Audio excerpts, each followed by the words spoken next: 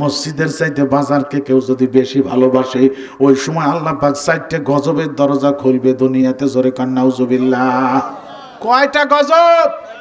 4টে গজব নাজিল হবে মানুষ যখন মসজিদের চাইতে বাজারকে বেশি ভালোবাসবে। হ্যাঁ, বাজারে যাওয়া নিষেধ না, আপনি যাবেন, আপনার বেচা কিনা আছে, অবশ্যই বাজারে যাবেন, ডাক্তার দেখাবেন, বাজারে যাবেন, কিন্তু আপনার বেচা কিনা যখন শেষ তখন বাজারে দেরি করা যাবে না, বাড়ি চলে আসতে হবে। আমরা বিনা কারণে বাজারে যাইয়ে 5 যাইতেছি, ভাও গল্প ভুলো গল্প, ও কাকা ভোট এবার কারে দিবানে, এলাম আগো বাজারের কাম। এটা কি বেচা কিনার কাম হইল নাকি রে? রাগের কথা কইতেছি নাকি? আমার ভাইরা বোনেরা, তো বলতেছিলাম কি, মানুষ যখন মসজিদের চাইতে বাজারকে বেশি ভালোবাসবে, ওই সময় আল্লাহ 4টে গজবের দরজা খুলে দিবে দুনিয়াতে। তার মধ্যে একটা গজব হলো ওই দেশে ভূমিকম্প নাজিল হবে। জোরে কর নাউজুবিল্লাহ। এই যে কিছুদিন আগে ধাক্কাটা দিয়ে গেছে না ভূমিকম্প, আমাকে ভয় আছে নাকি? আমাকে আলির সাহস হয়ে গেছে, ঠিক কিনা? জোরে কর। তবে দালানের ভিতরে ভালদে পড়ে যা। ঢাকা বিশ্ববিদ্যালয়ের একটা ছাত্র যখন ভূমিকম্প হয় দোতলাতে ভালদে নিচে নেমে হাত পা ভাঙ্গে গুঁড়ো হয়ে গেছে। বিপদে পড়লি সেই সময় খালি আল্লাহর কথা মনে পড়ে। কথা কান না কে? একে আমার বানানো কথা নাকি? এবার যেদিন ভূমিকম্প হইল সেই দিন বড় বড় দালানে যারা ছিল ভালাই ভালাই বাইরে নাম্বার যে আসার পাশার গুতো খাইছে, আর ওই ছিল দোতলাইতে ভাইতে নামতেছে। দালান যদি ভাঙ্গি পড়ে যায় মাথার বা ওর সাথে নিচেই পড়ি, পাও ভাঙ্গে ভাঙ্গুক, ফালাই যে নিচেই পড়ছে। ভূমিকম্প কেন নাজিল হয় সেইটার দিকে আমাদের কোনো খবর নাই।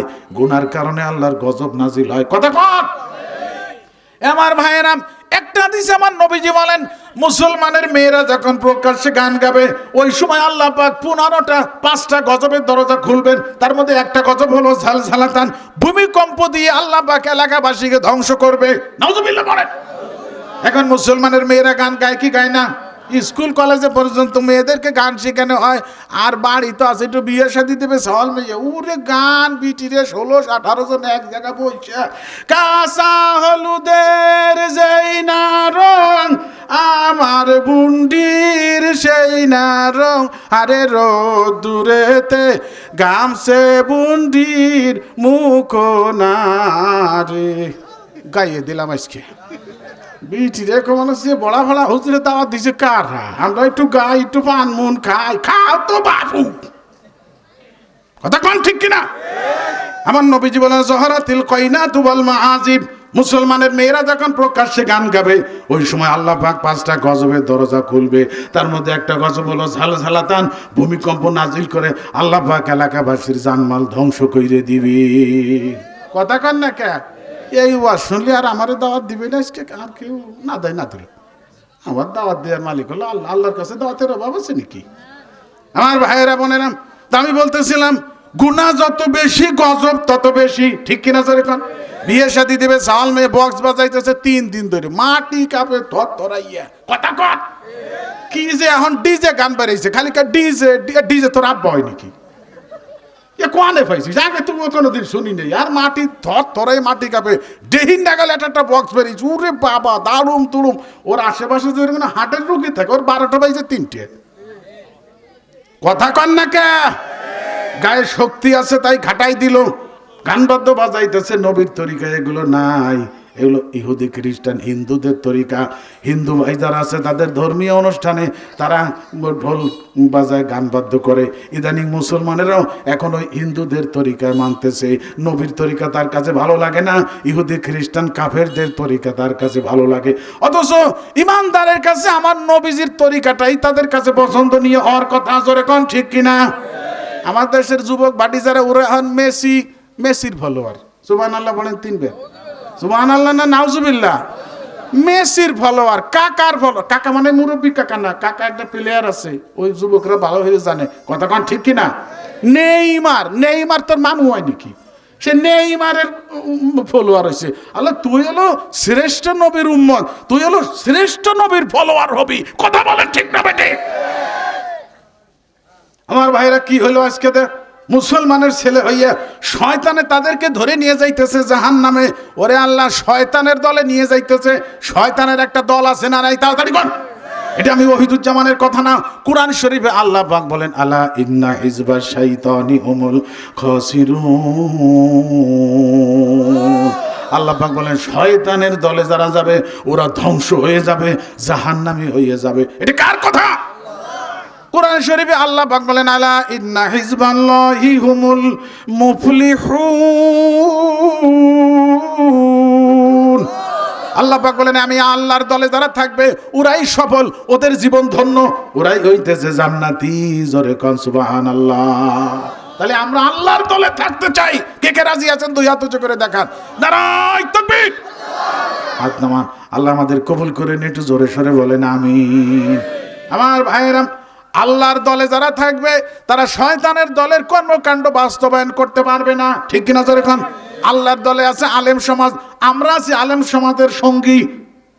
এই যে বাহিরদে মাদ্রাসায় মাহফিল হয়, নগরকান্দা হয়, বিশ্ব ইজতেমায় 3 দিন ইজতেমা হয়, চরমোনার ময়দানে 3 দিন ইজতেমা হয়, গহরডাঙ্গা 3 দিন ইজতেমা হয়। ওই জায়গায় তো 3 দিন গান বাদ্য হয় সমানে। কথা কন না কে? এত বড় বড় আলেম তারা গান তালাশ করে পাইলো না, তাদের সেখানে গান বাদ্য হয় না। অথচ আমরা আমাদের অনুষ্ঠানে, সাওয়াল মেয়ের বিয়ের অনুষ্ঠানে, নানান জায়গা গান বাদ্য সমানে। আর আমাদের দেশে কিছুদিন আগে যে আবাল সরকার, কি সরকার আপনারা দেখছেন না নেটে?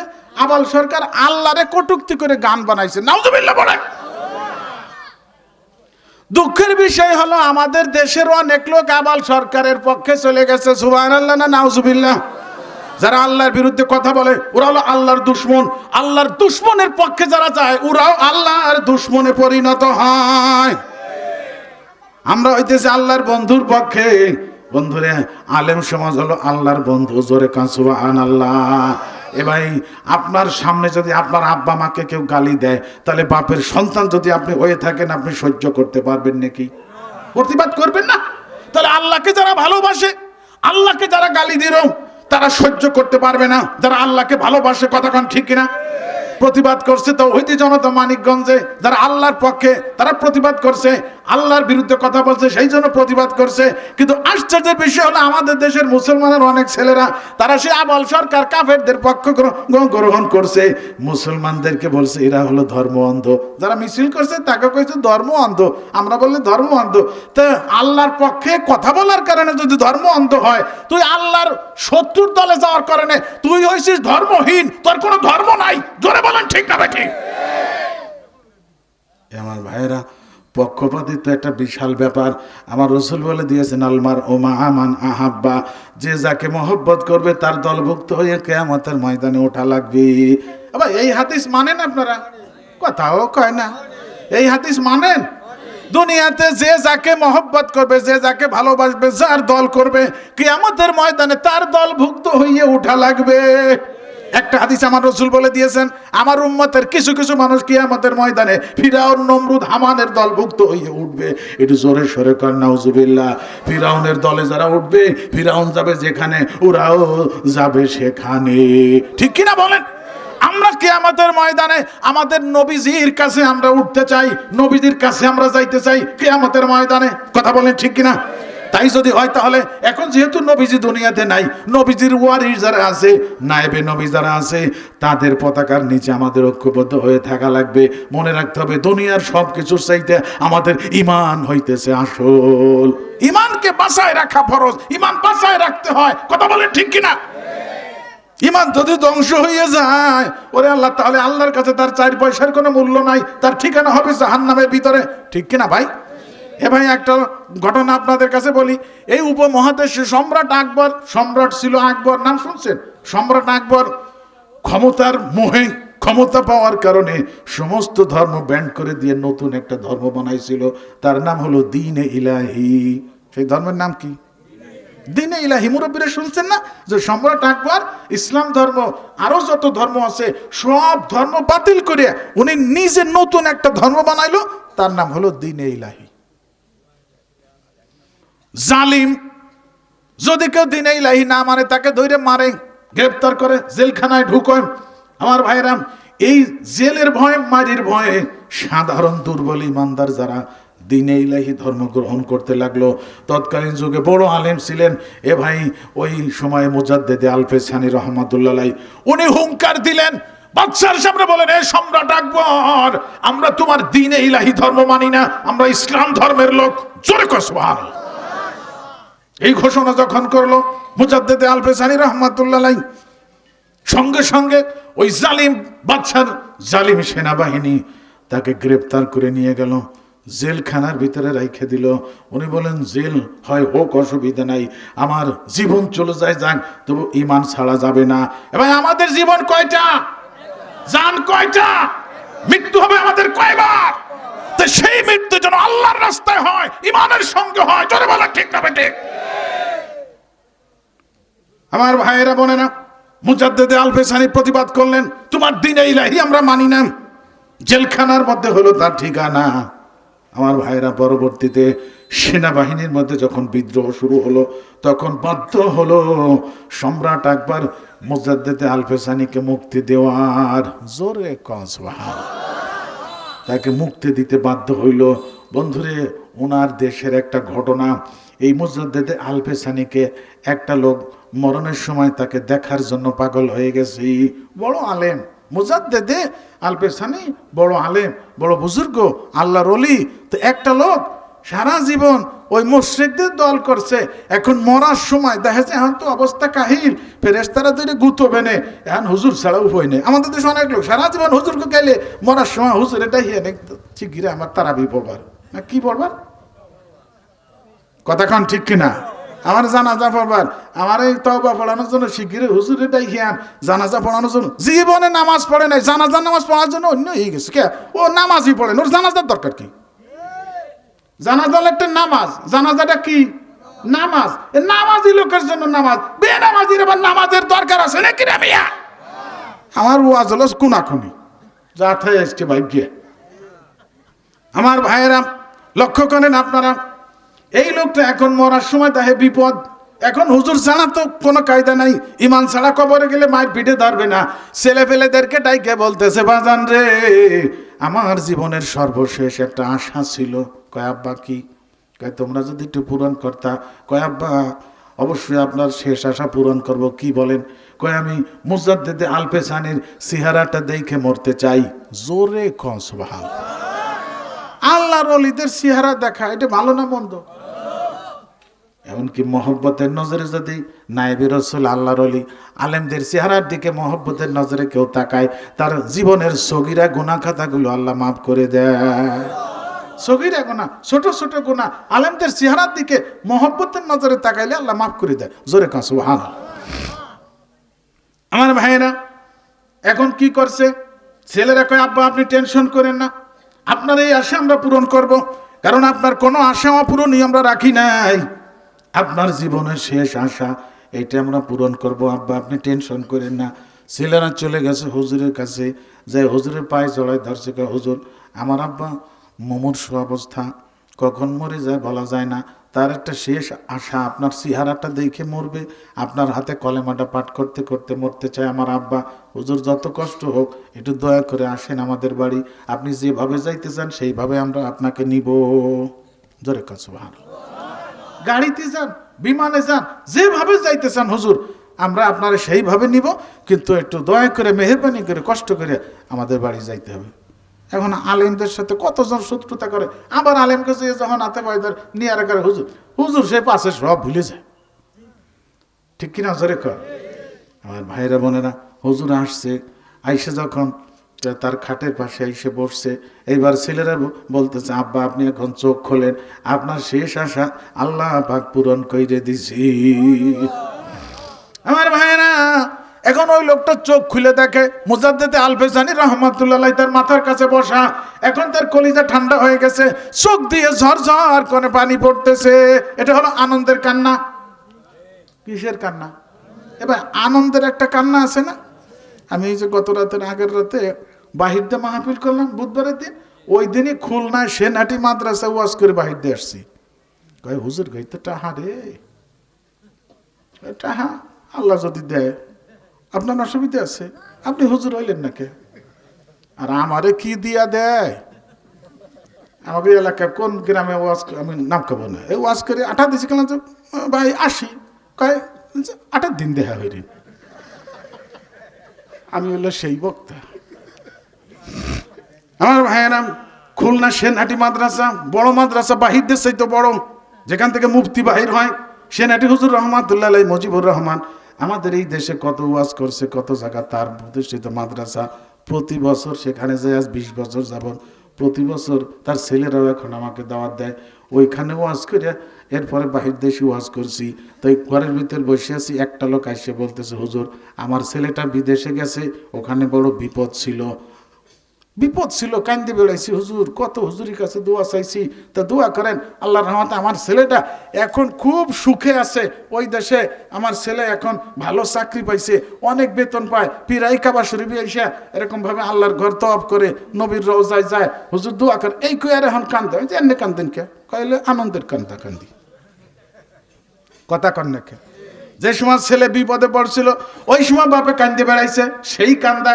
আর এখন বিপদ নাই, এখন শান্তিতে আছে, এখন চোখ দিয়ে পানি পড়তেছে, এই কান্না হলো আনন্দের কান্না। জোরে কন ঠিক না বেঠি? আমার ভাইয়েরা বোনেরা, অতিরিক্ত আনন্দ অতিরিক্ত খুশি হইলে চোখ দিয়ে মানুষের ঝরঝর করে পানি পড়ে।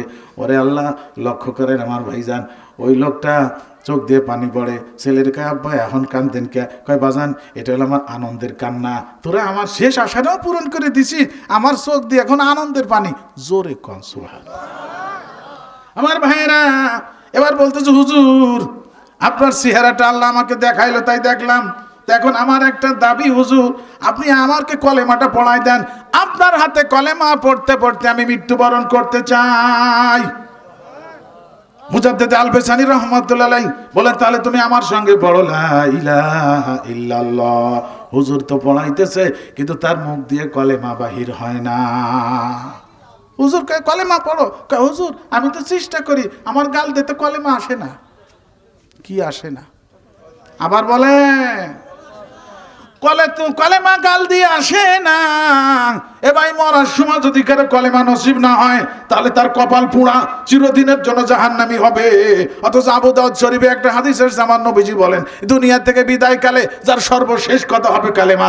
নবীজির মধুর কালেমা পড়তে পড়তে কেউ যদি মারা যায়, সে কত বড় গুনাহগার, কত গুনাহগার এইটা আল্লাহ পাক দেখবেন না, বরং তার পিছনের জীবনের সব গুনাহ খাতা আল্লাহ পাক মাফ কইরে দিবে।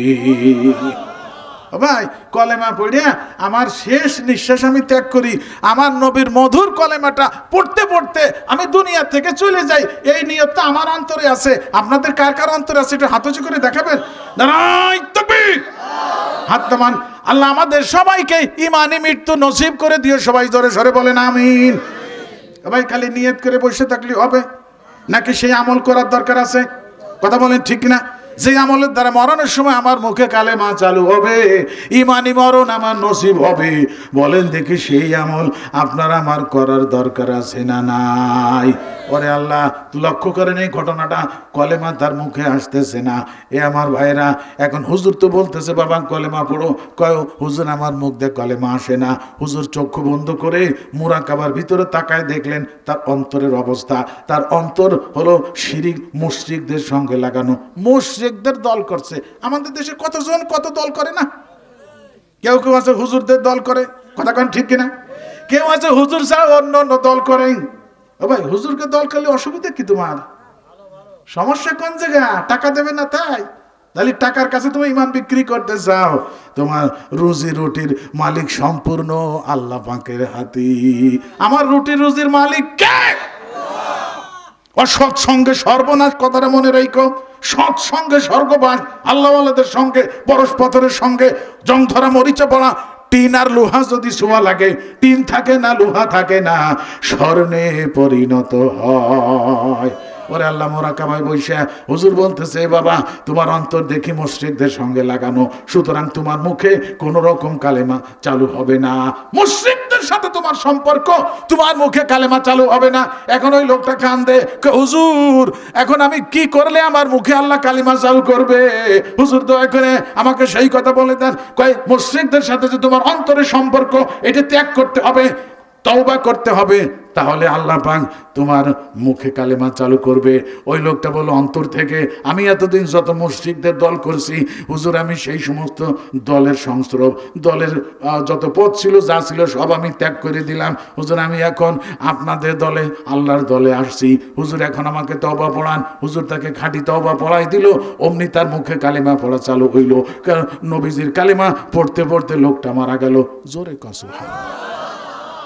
আমার ভাইয়েরা বোনেরা, আল্লাহওয়ালাদের সংস্রব, আল্লাহওয়ালাদের সঙ্গ লাভ করা। এই যে আপনারা এখন বসছেন, এখানে বড় বড় আলেম বয়ান করতেছে, ঢাকার থেকে হুজুর আসছে, উনি একটু পরেই আসবে এখানে।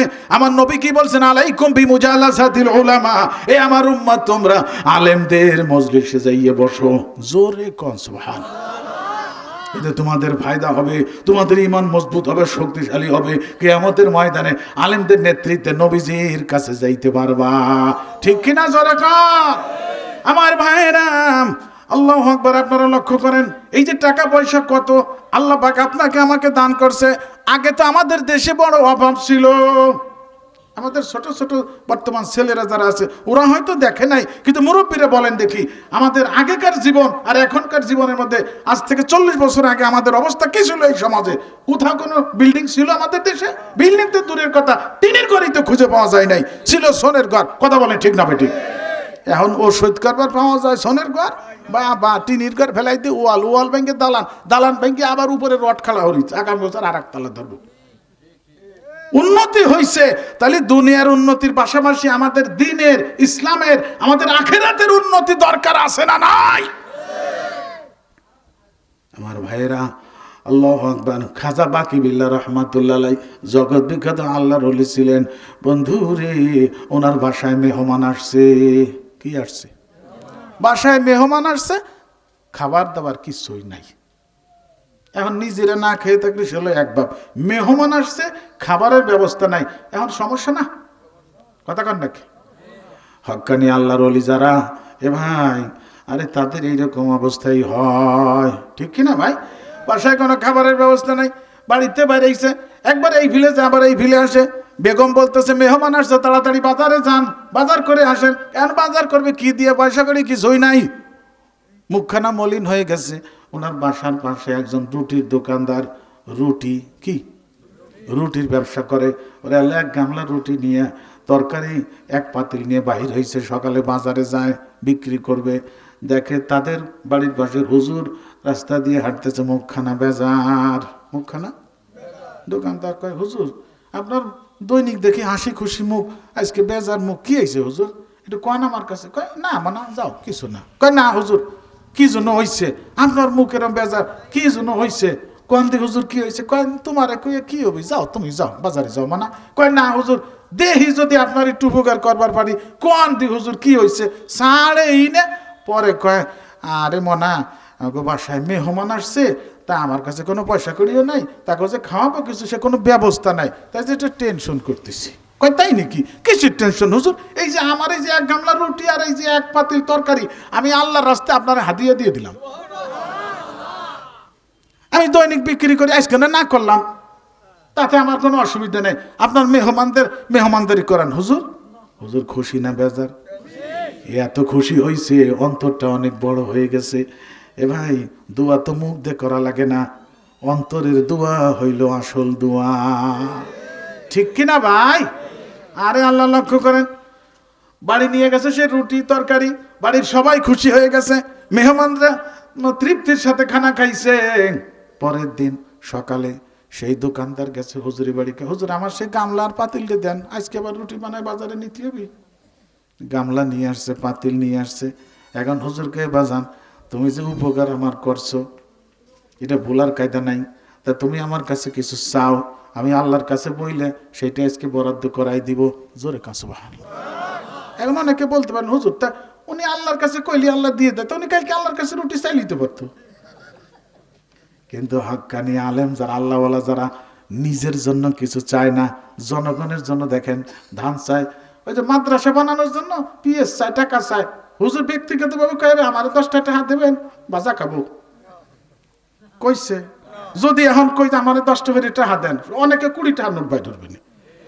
আমি ব্যক্তিগতভাবে আপনাদের কাছে কিছু চাবো না, আল্লাহর দ্বীনের জন্য। আল্লাহ পাক কোরআন শরীফে বলেন ইনতানসুরুল্লাহ ইয়ানসুরুকুম। আল্লাহ পাক বলেন, এ আমার বান্দা বান্দি, তুমি যদি আমার দ্বীনের সাহায্য করো, তাহলে তুমি যেদিন বিপদে পড়বা আমি আল্লাহ তোমার জন্য সাহায্য পাঠাই দিব। এটা কার কথা? আর একটু আস্তে কন, জোরে বলেন, কার কথা? আল্লাহ যদি আমাকে সাহায্য করে, কোনো বিপদ আমাকে কিছু করতে পারবে না, ক্ষতি করতে পারবে না।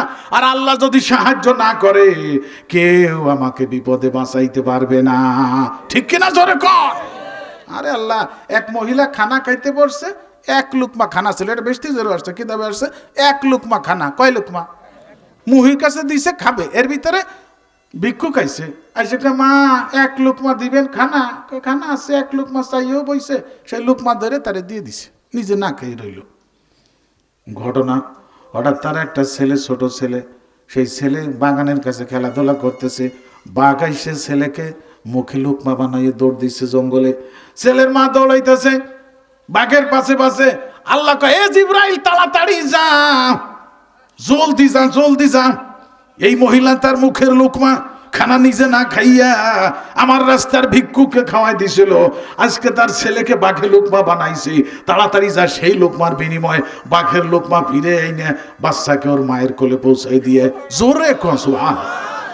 ওরে আল্লাহ, জিবরাইল ফেরেশতা বাঘের মুখ থেকে থাবাই দিয়ে বাচ্চাটাকে আইনে ওরে সুস্থ করে মায়ের কোলে পৌঁছে দিয়ে কি কইতেছে, কয় তুমি সেদিন যে লুকমা দান করে দিয়েছিলা আল্লাহর রাস্তায়, মহিলাকে ভিক্ষুকে খাওয়াইছিলা, সেই লুকমার বিনিময়ে বাঘের লুকমার সন্তান আল্লাহ পাক তোমার কোলে ফিরাইয়ে দিছে। এ ঘটনা মানে না আপনারা? এ আমার ভাইয়েরা বোনেরা, তাহলে টাকা পয়সা আপনি কামাই করেন। আরে আল্লাহ এখন হুজুর কি কইতেছে, কয় এ বাজান আমার কাছে তুমি কিছু চাও, আমি আল্লাহর কাছে বললে তোমাকে সেটা ব্যবস্থা করে দেই। কয় হুজুর সত্যি আমি যা চাবো তাই দিবেন? কহা তুমি যা চাবা আমি আল্লাহর কাছে বললে তাই তোমারে দিব। কয় হুজুর বুঝে শুনে কইন? কহা বুঝে শুনেই কইছি। কয় হুজুর বুঝে শুনে কইন, আমি যা চাবো তাই? কহা যা চাবা তাই। কয় হুজুর আমি আপনার মতো বাকি বিল্লাহ হইতে চাই। কয় না রে বাজান, আমার এই বাকি বিল্লাহ হইতে অনেক বছর সময় লাগছে, তুমি এইটা হইতে পারবা না, এইটা বাদে অন্য কিছু চাও, টাকা পয়সা, বাড়ি গাড়ি, সোনা দানা। হুজুর তাহলে আমার চাবার কইছিলেন চাইলাম, যদি দিয়ে আর কিছু থাই তাহলে দিয়ে, নালি না আমার গামলা দেন আর পাতিল দেন, আমি বাড়ি যাই, আমার লাগবি না কিছু। আপনি চাবার কইছিলেন তাই চাইলাম, তাই এখন যদি দিয়া না যায় তাহলে আমার আর কিছু দরকার নাই, আমার টাকা পয়সা, বাড়ি গাড়ি ও আমার লাগবি না, আমার গামলা দেন আর আমার পাতিল দেন, আমি বাড়ি যাই। দিয়ার চাইছিলাম, সবার কইছিলেন, দিয়ার যদি থাই তাহলে দেন, নালি দরকার নেই। হুজুর আটকা পড়ছে না, কথা কন নাকি? এখন আর কি করবে? হুজুর তো বলছে। এইবার লোকটাকে হাত ধরে নিয়ে তার খানকার ভিতরে যাইয়া বুকের সঙ্গে জড়াইয়া ধরছে আর আল্লাহর কাছে বলে, মাহমুদ রে, আমি তো এই লোকটার কাছে ওয়াদা দিছি, আল্লাহ তোমার ভান্ডারে কোনো জিনিসের অভাব নাই, আল্লাহ আমাকে যা কিছু দান করছো এই লোকটাকে তুমি তাই দান করো। জোরে কর সুবহানাল্লাহ। সঙ্গে সঙ্গে এই লোকটাকে আল্লাহ পাক ওই বাকি বিল্লার মতো আরেকজন বাকি বিল্লা বানাই দিছে। জোরে কর সুবহানাল্লাহ। পরশ পাথরের ছোঁয়ায় লুহাও সোনা হইয়া যায়। এবার আপনি যদি আল্লাহওয়ালাদের সঙ্গে থাকেন, হাফেজ মাওলানা মুরাদুজ্জামান আপনাদের এই গ্রামেরই